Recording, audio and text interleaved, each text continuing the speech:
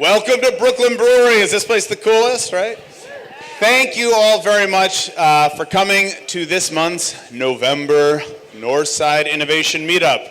As you all know, the theme tonight is content. What does that mean? We will discover through the next hour of programming. This is also for us a kind of special meetup because it is ostensibly the kickoff to Northside Content, which is a new track that we're having at the Innovation Conference in June. So there'll be 2 days of programming at Northside all around the kinds of things you'll hear about tonight. Great fun. So we'll start right now with Jaron Galinsky, who founded Story Hunter. So my first aha moment was when I was a freelancer and I was trying to get work. How did I get work? There is no platform for freelance journalists who are looking to get work, get their stories out. I was flying to Nepal. I had a vision to do this story on the Maoists who were 3 days hike from Kathmandu. I needed to find a producer fixer to take me to these Maoists. And how the hell am I going to do that? And I start going on the streets asking people that spoke English, do you know any journalists? And I started interviewing them. And I found this guy, and he was amazing.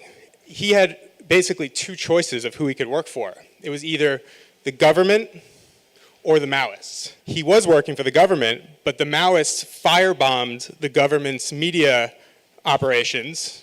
And I said, what are you going to do? He's like, well, now the Maoists are offering me a job, and I have no choice but to work for them. I found these stories to be very ubiquitous. What Story Hunter is basically a tech platform that fixes the pipeline between all the media companies in the world and all the freelancers in the world. And that's basically Story Hunter. And I was so excited to suddenly be surrounded with this community of makers at Missing Pieces who not only had faith in it, but were doing it despite whatever technical or monetary challenges were ahead of them at a time when very few people were funding content. It doesn't matter what we're making as long as the quality is something that people will engage with in a really genuine way. I began to meet a whole lot of content creators in Brooklyn and elsewhere, and when that started to happen, it became very evident that there are amazing content creators around the world who are doing phenomenal work and putting out their own content on faster timelines and smaller budgets and things like that.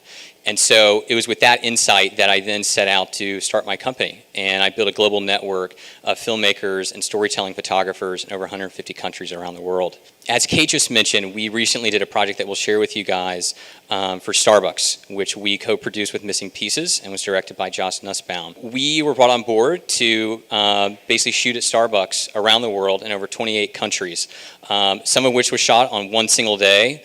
Our crews in 36 cities across 28 countries shot on the same single day to capture this story.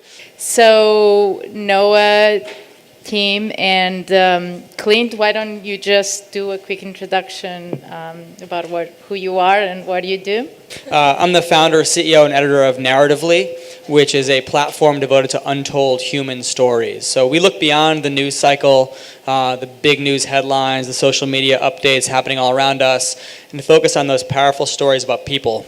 We present our stories in long-form writing, short documentary films, photo essays, audio, interactive pieces, comics journalism, whatever's the best medium to convey that story and reach its audience. There are, however, different audiences for every format, I think. There are people that swear by long form and that's all they want. There are people that hate long form, and if they see something that's more than this big, they'll click off it. I guess on the subject of stories, we tell stories for brands on a daily basis, and we do that across almost every imaginable platform. So whether that's creating a conversation that moves off into social, whether that's a piece of film, or if that's an experience that someone is going to partake in on behalf of that brand, whether it's an application, a website, or another piece of digital media, we try to make sure that everything that we craft helps tell that story. There's always an opportunity to try and make sure that the voice of the story, whether it's a brand or an individual,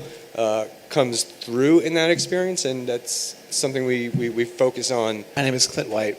I founded and run an agency called WIT. WIT does something that's fairly simple. We use paid media to articulate stories. We use paid media in an entrepreneurial way to make sure the benefit of things that matter in life come across. We have one simple rule: the content has to be great.